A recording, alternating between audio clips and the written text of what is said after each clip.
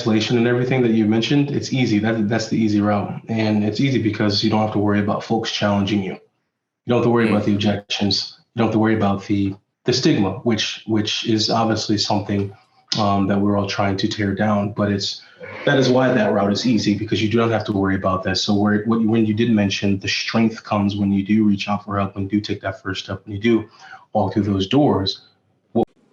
I'm allowed to take up space. Sobriety is scary. That's why Untapped Keg explores different perspectives of sobriety and mental health, so that you know you are not alone. Hopefully, you can find something you can implement into your own life. Sobriety and mental health are topics that often are uncomfortable and complex. We do not shy away from any conversation. But you should know we try to be respectful, but there's always room to learn and grow. Everyone is welcome here, as you are, and you will be respected. We are not medical professionals and do not give medical advice.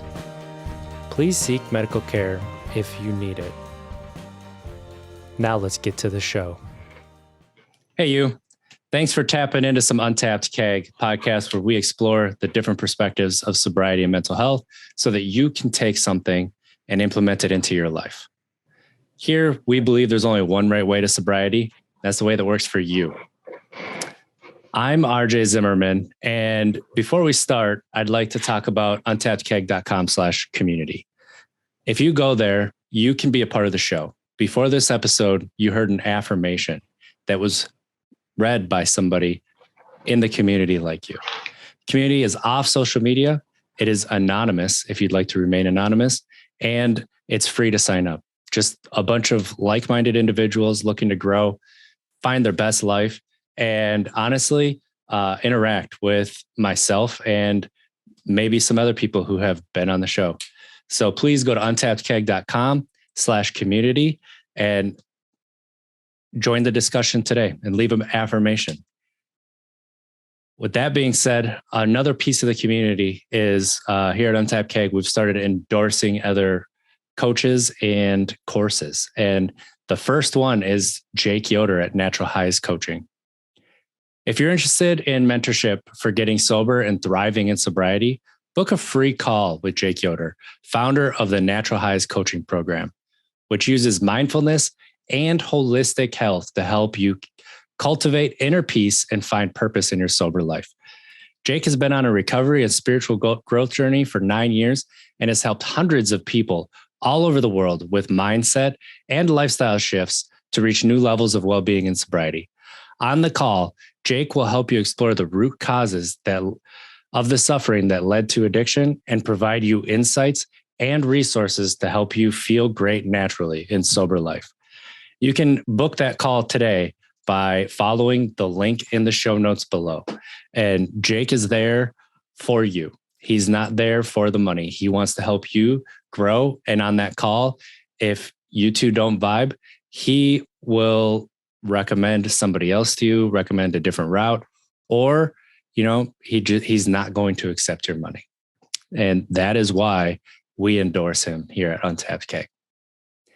Now, today's episode is really fun and really special. This is the last episode of 2022.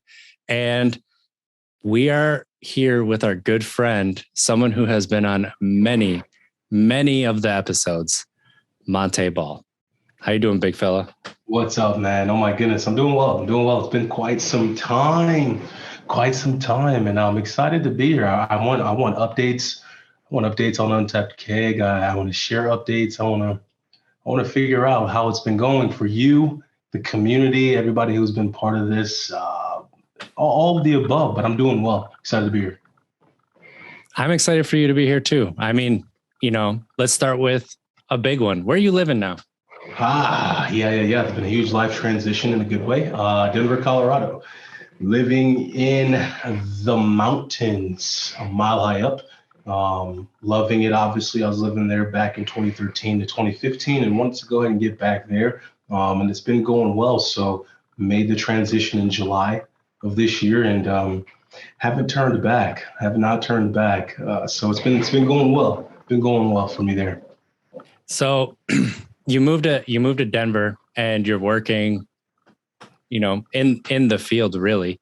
How has that been? Has it been rewarding or, has it been difficult? I mean, obviously a move across the country is a transition in and of itself, but how has the work in the field been? And then B, have you been able to utilize different strategies to kind of make it easier on yourself?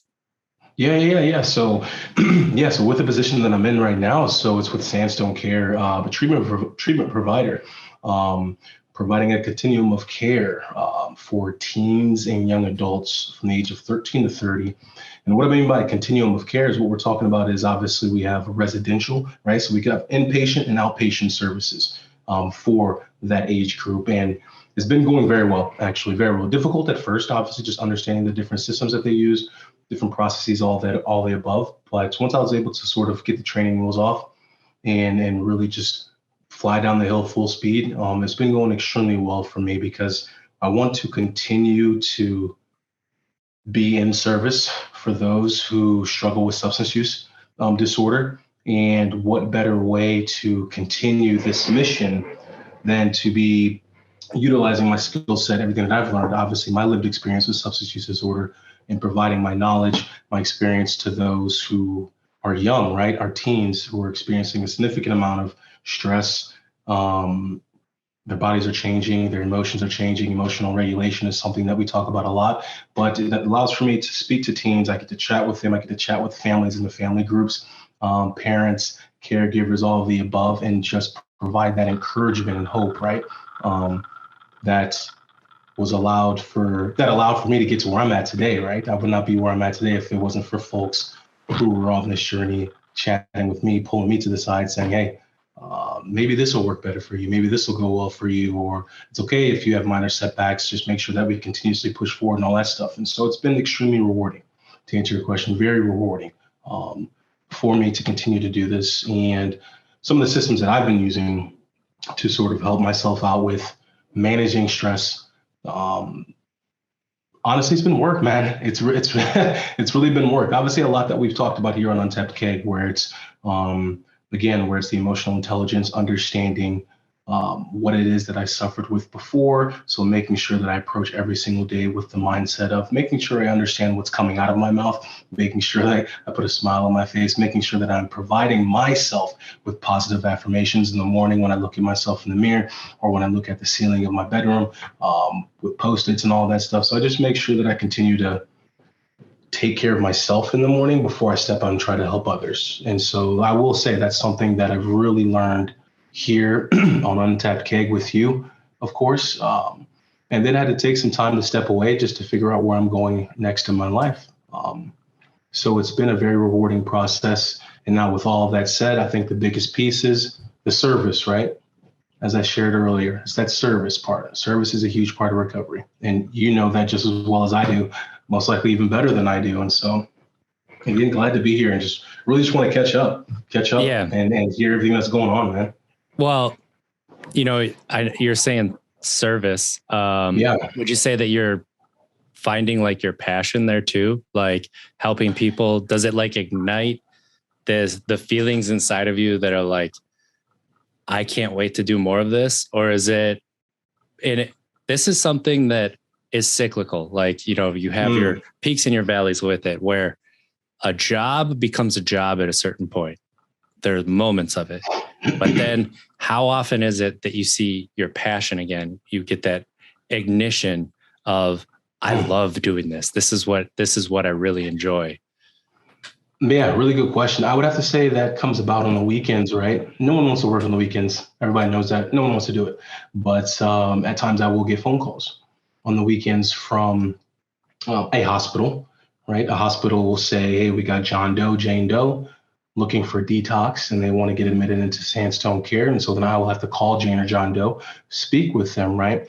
Get their information, chat with them about what it is that they are struggling with. Obviously, it's detox, so we know it's substance, right? That they're trying to recover from, get clean from, in order to then step into inpatient treatment, or rather outpatient treatment, whichever works for them. But for me, it is that passion, right? I'll be laying down watching some college football, my phone will ring, and I will turn the TV off, pause it, what have you, and make sure that I am giving my undivided attention to Jane or John Doe, whoever it is that I'm speaking with, just to make sure that they understand that we are here to take care of them. We care about what they're struggling with, and we will help them out.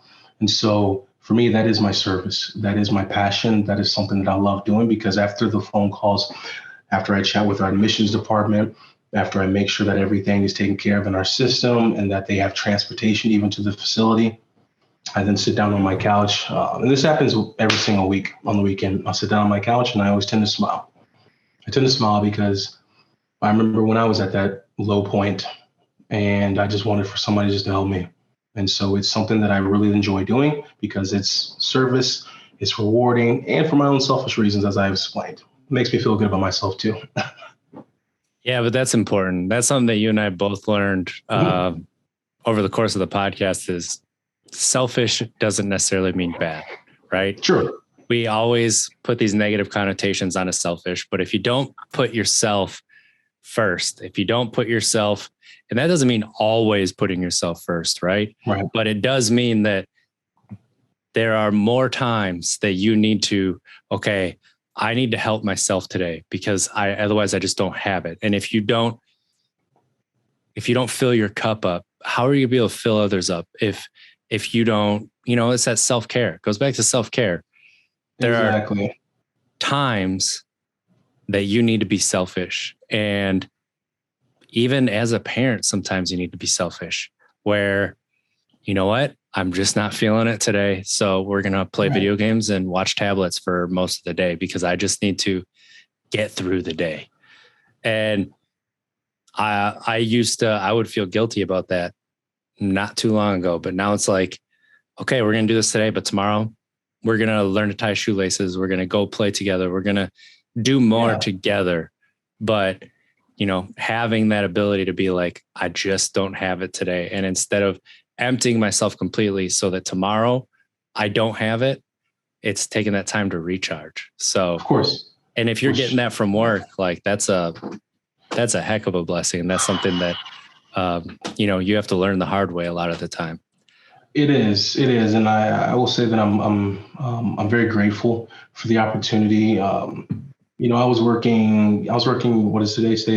I was working yesterday, right? And obviously we get holidays and all that stuff. And today being an observed holiday, right? I was working this morning when I'm not even supposed to, but it's one of those things where I'm really enjoying this field. I really am. And for those who may not understand, if I did not give the greatest explanation of what it is, again, it's a treatment provider and we just help out people, teens and young adults who are suffering from substance use disorder. So this all falls in line with everything that we've talked about since 2020, RJ, with Untapped Keg to today. And it's been extremely rewarding. It has been. I'm lucky. I am lucky. Very lucky. Because without the support that I've had from you, my family, everybody else, there's absolutely no way I'd be in the position I am today. And I mean that. Yeah, I hear you there. I really hear you there because it's, we go through life thinking that we have to do it alone, right? That if you reach out, if you lean on other people, somehow you're weak. But you learn, and if you're honest with yourself, you've gotten nowhere by yourself. There's always been people, there's been team, it's been a community. And so really understanding that it's not just strong to reach out and lean on somebody, like it's actually weak to isolate and keep yourself from people and trying to fight through life without support of anybody, right? Or with thinking that, just digging yourself deeper into a hole that you won't be able to get out of. Like, that is what we think being strong is being quiet, not feeling emotions, being there for everybody else, putting yourself last, and sacrificing yourself, right? That's kind of the trope that we made strong people into being, right? Hyper independence. All that does is dig us into a hole that we will never be able to dig out of if we continue that cycle. And when you open up and you're vulnerable and you reach out for help and you say, I can't do this, and you're putting yourself in a position to be able to accept that help, like, that is true strength. And then you can turn around and be there for people. And that is, that has been something that has been difficult for me to not just see, but actually do reach out for help.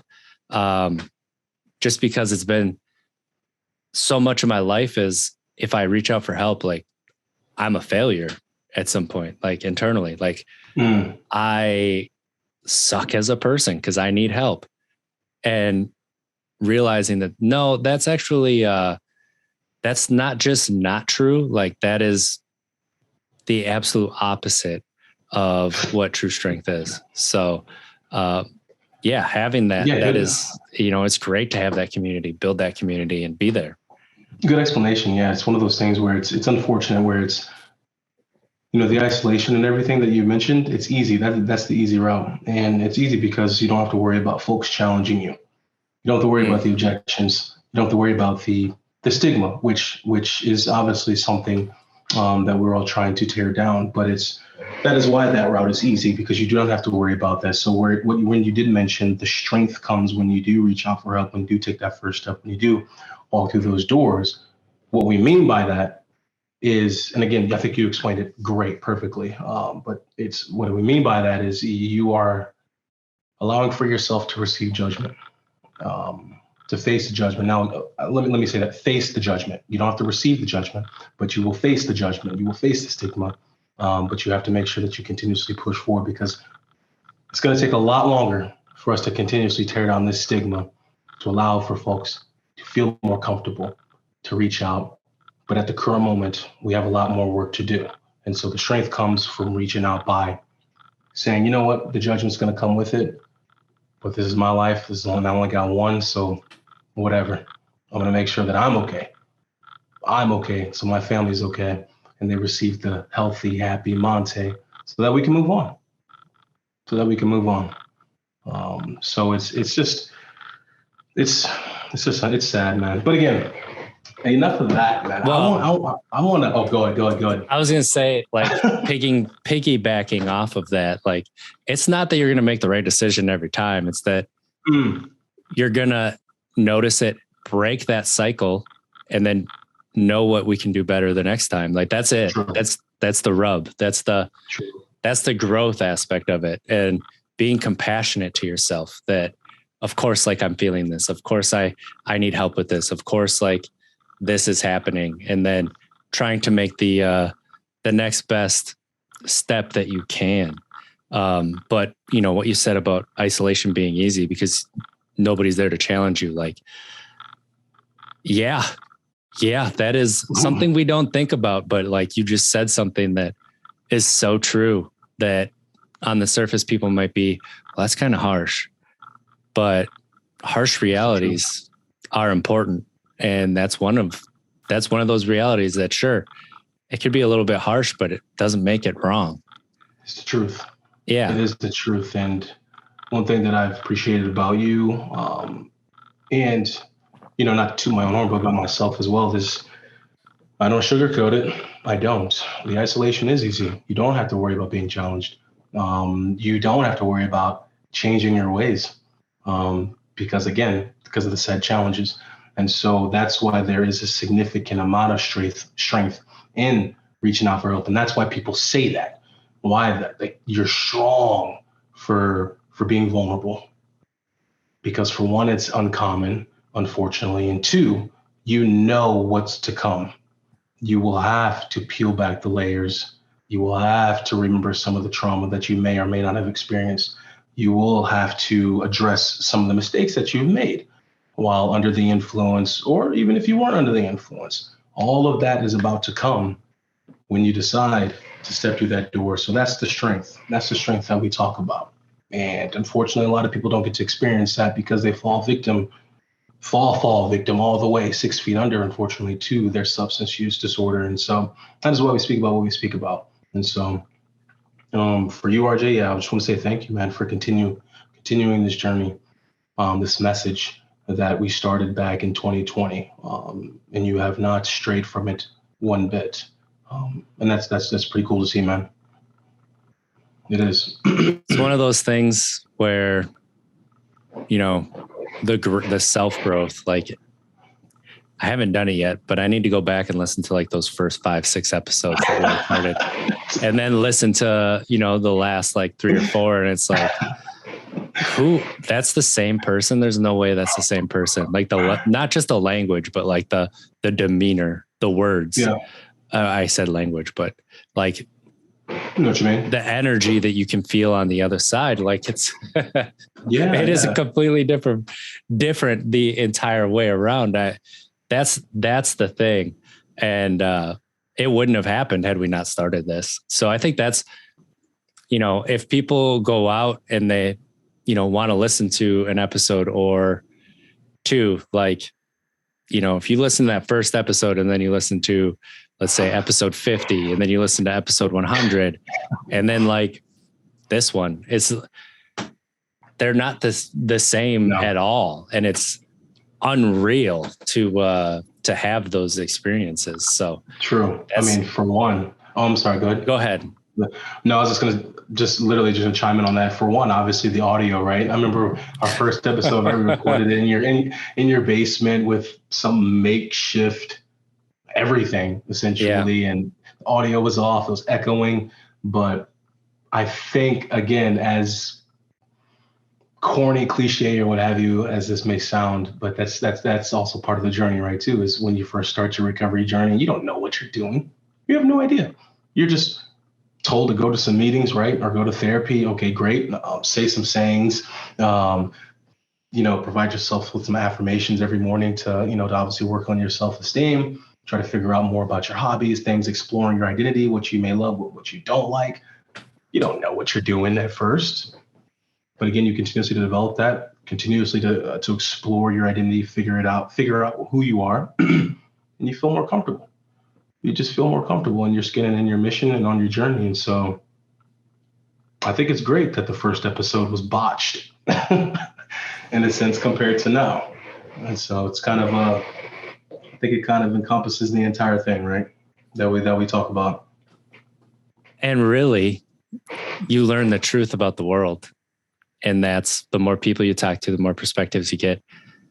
We all don't know what we're doing. We're all making it up as we go, right? Like, I still don't know what the next step is, but I know that it's forward. That's all I know, right? And, you know, maybe it is sideways. Maybe it's not. Like, but it's just doing something and seeing if it works that doesn't involve numbing, that doesn't involve, you know, using substances to escape, or, you know, stories to escape, or, you know, other vices that we might use to just like, I'm not a big fan of reality right now, so I'm just going to run away. And that doesn't mean you can't do it sometimes. Everybody does it sometimes, but it means you can't do it constantly.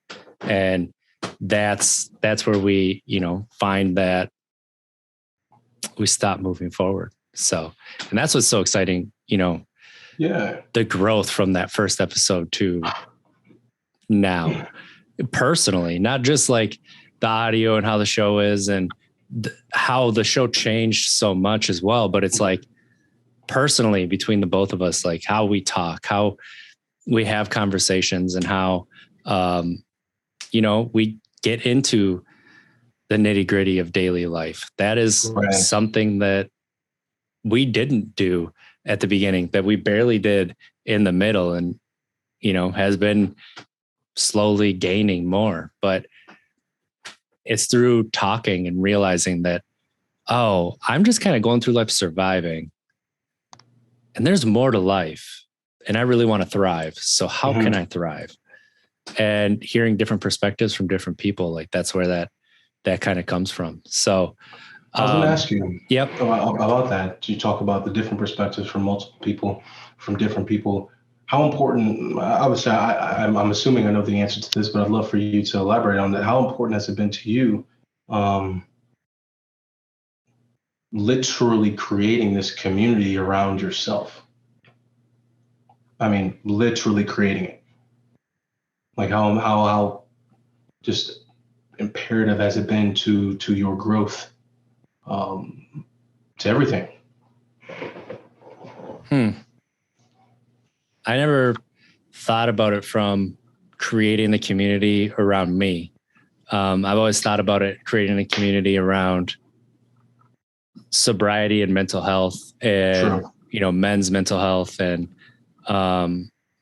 Untapped Keg as a whole. Like starting out, we wanted the brand to be front and center. That still is the truth, but like, if I think about it, we did start the community around us, and me around myself. Like, that's bold.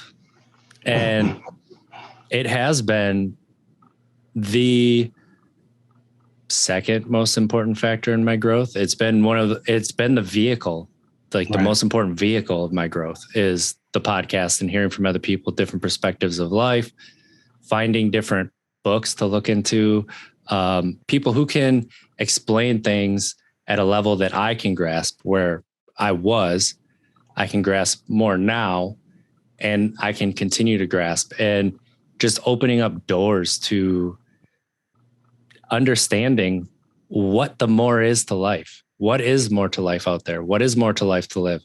Is it just going to work, coming home, taking care of the kids, and going to sleep? Like, no. Is it saving money for some time in the future where hopefully I have enough money and I can stop working for the rest of my life, but my body might be giving up on me? No, that's not thriving. That's not living. That's surviving. Right. And what can I do to move from just surviving to thriving in life? And that's taken a lot of different forms. And it continues to evolve. It continues to be, dancing in the kitchen, just cooking, no music on, or not even cooking, just making tea, or, changing every little thing in my life, whether it's how I dress, time I get up, exercise, types of exercises that I do, what I do with my free time, who I talk to most often, what I'm eating in a given day, just trying new things and seeing if it sticks, what I'm cooking, how I cook it, and what I'm watching, the media that I'm consuming. Like, all of this has been changed and been so much different, like especially this past year, where it's like, I'm doing everything at a different level fundamentally. My internal narrative has completely shifted. Everything, what I say to myself when I look in the mirror, how often I brush my teeth, like little things like that. All of this has been, okay, what can I do to see if it helps me to move forward with changes, helps them stick, changes these habits in my thoughts. How can I reframe things from something that I used to say is, if somebody says something that upsets me or hurts me, I would be like, well, who cares? And I've changed that to, why should I care? Because who cares takes me out of it. But why should I care? Okay, why should I personally care what they just said, or how they conduct themselves? Or, you can use it in almost every situation. Why should I care about this? And that has shifted how I'm looking at how people judge me. Why should I care? Or, me judging other people. Why should I care what they're doing, what they're, wearing? Are they hurting others? No. Okay. Should I really care about that? Probably not. That's a lot of wasted energy and brain space. Or, what they said really hurt that person. That's why I should care, because we are in this together. Nobody's here to, intentionally upset you for you to turn around and feel like that's an attack on you, even though it had nothing to do with you. It's just a situation that sucks. And so, okay, I'm going to step in here and say, hey, let's not talk to people that way. Let's teach. Let's give grace to ourselves, give compassion to ourselves, and then extend that to others.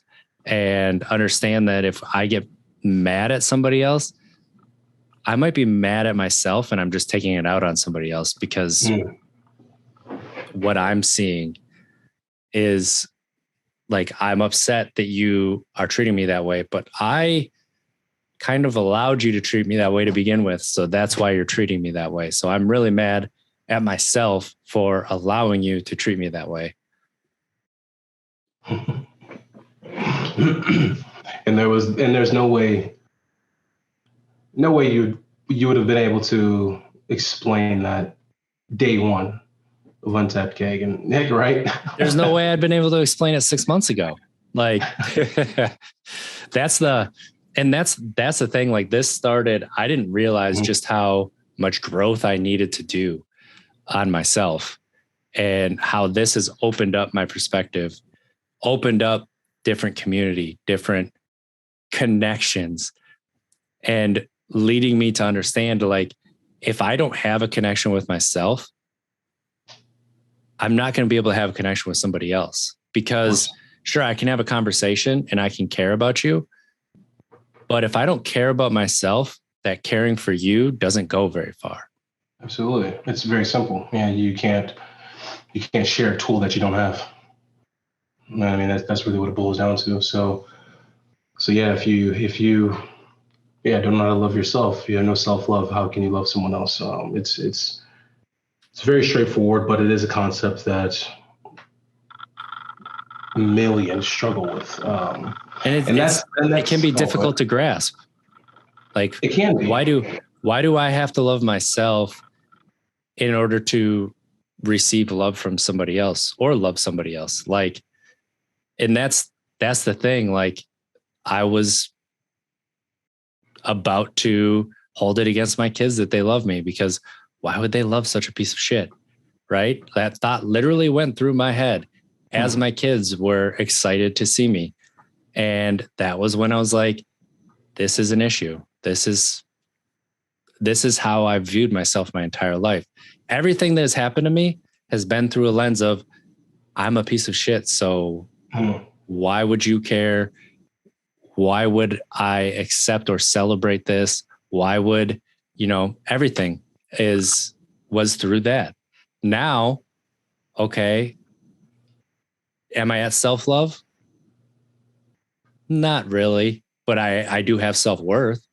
Like, and I have understanding and compassion for myself. I'm still working to the self-love, but now I can connect with myself at a very deep level. I'm very honest with myself, like where emotions are coming from, and trying to work through those instead of just, well, I'm mad because you did this.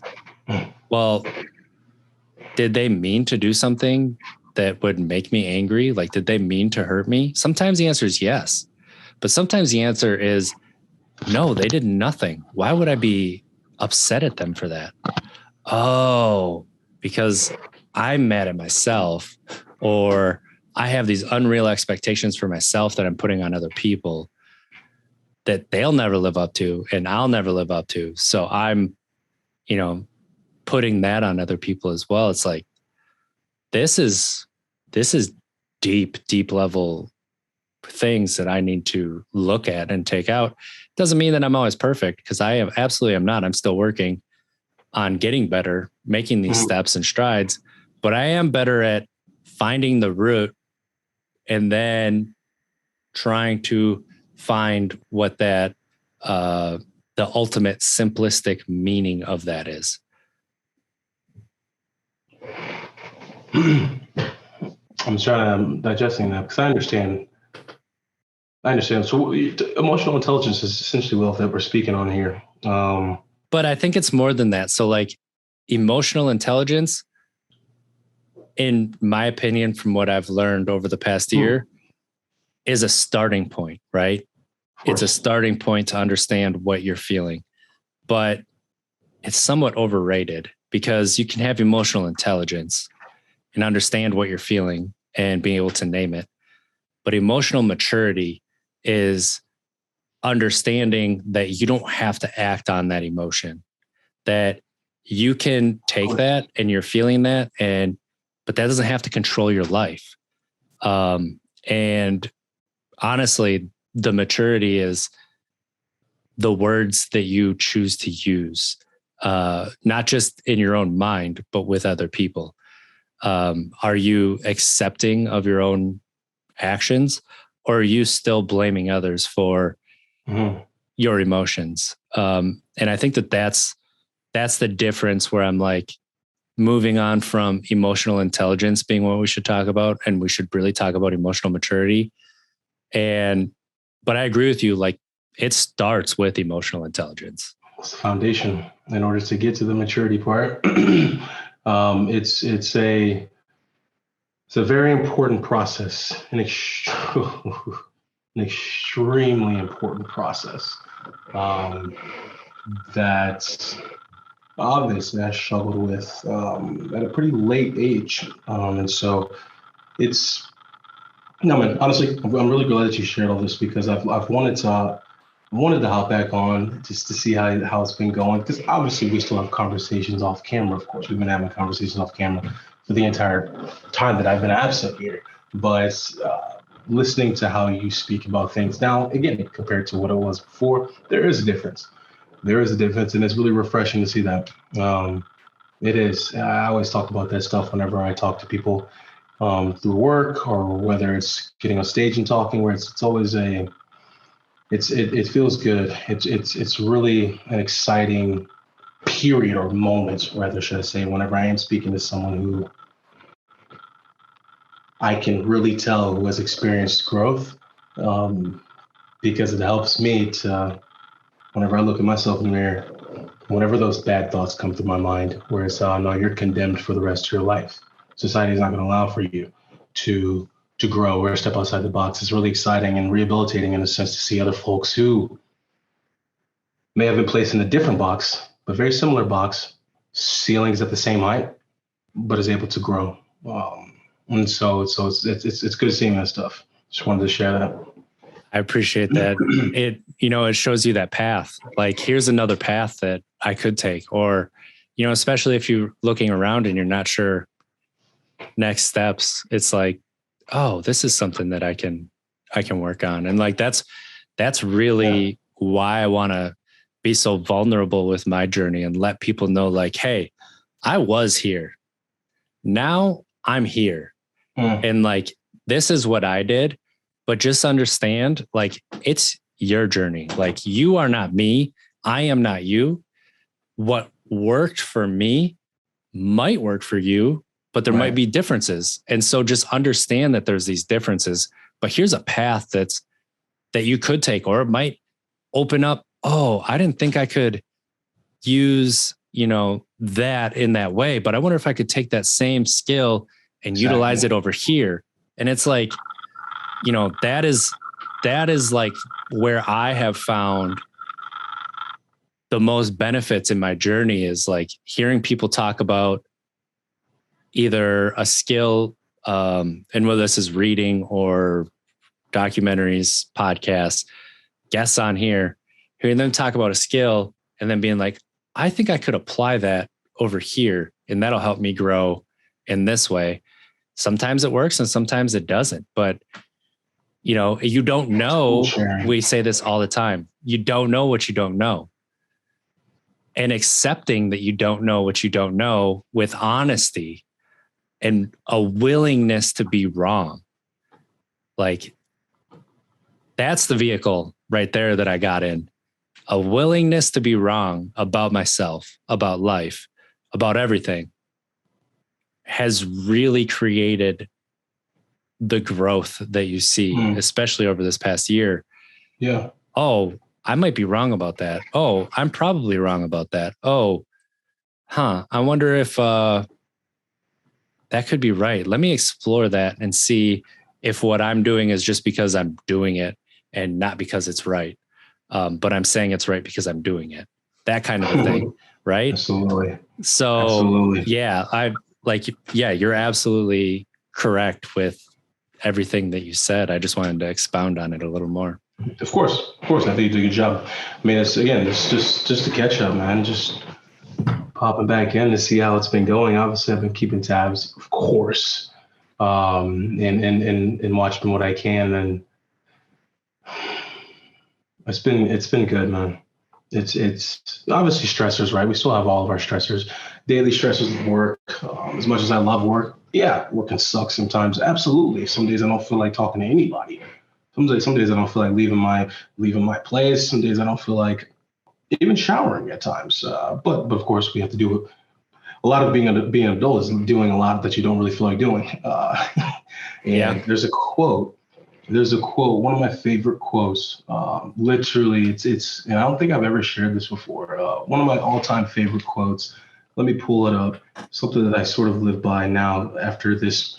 I kind of like to view it as this period of rehabilitation, right? But I'm going to read this quote, and it goes like this: everyone must choose one of two pains, the pain of discipline or the pain of regret. And it's unknown who came up with that quote, but I absolutely love that quote because and you know, my opinion, and we all have opinions, right? In my opinion, I find this to be very true because we're going to have our aches and pains throughout life, forever, until the end of time. That's how it is. Unfortunate events are going to pop up at the worst times. It's never at the right time, of course, because it's an unfortunate event. So we will experience pain. But the pain that I would love to experience is discipline, right? As opposed to regret. And I do have regrets now, but I want to make sure that these are my last regrets that I have forever, until I'm in the ground. And so again, that's my quote. I absolutely love that quote. And just wanted to share that. Rather choose the pain of discipline than rather the pain of regret. And so when I talk about that, my discipline is obviously, right, refraining, or rather staying away from the use of alcohol in a sense. That has been huge in my life to get to where I'm at today. Good, we know that. But what else? Waking up every single day and thanking my higher power for having another opportunity to better myself. Being a son, a friend, a father. Who knows if I'll be a partner here anytime soon. But just making sure that I am being disciplined in every single aspect of my life where my face pops up in front of people, or I want to make sure that I'm there for them and just being disciplined. And yeah, I'm kind of on a ramble right now, but I'm just feeling good. Life could be way worse. I'll say that. Well, and it's one of those things where I don't think you're rambling, but where you get caught and you're like, well, what was I saying again? I think that just went on for too long. Where was I at? Because you're absolutely right. Like, the two pains of regret. And, I've been doing a lot of soul work and spirit and life and connecting my mind to my body. And that third piece that's in there, and it's in there, but you don't know what it is. And, learning to surrender to things that happen outside of your control. Yeah. So instead of trying to control outcomes, it's put yourself in position to receive an outcome, right? But then be adaptable and flexible with what does happen, because there's unforeseen circumstances that you have no control over. And if you try to control it, you end up driving yourself to a point where you can't function. Yep. And you don't even realize you're getting to that point because you're trying so hard to hold on. And as you're trying so hard to hold on, things start slipping through your grasp even more. But understanding that pain comes with living life, it's just, do you want that pain to lead to something on the other side, to accept that is going to happen? Or do you want to try so hard to push that pain away that you're just living in fear of that pain instead of, I'm in pain right now so that tomorrow I can take a step forward and I can wake up, and instead of saying, what do I have to do today? I could say, I wonder what fun I can have today. I wonder what I can make today have some laughter. Who can I make laugh today? What can I do for myself today? It doesn't have to be, what joys can I create today or what do any of that, but just looking at living life and understanding that there's never a point where you're just done. No, never. And so instead of hiding, pushing away, fearful that, I just want to get to a point where I'm just done. Instead, just create something for yourself. Whether that's 5 minutes of self-care, listening to a song that you love, listening to a podcast, listening to, so going outside and listening to the wind, going for a 5-minute walk, like creating some time out to just do something for yourself that you need. Self-care, go to bed earlier, wake up later, something like that you can say, I need to be kind to myself today this way. So maybe it is having that extra sweet. Maybe it's not having that sweet. It could be both.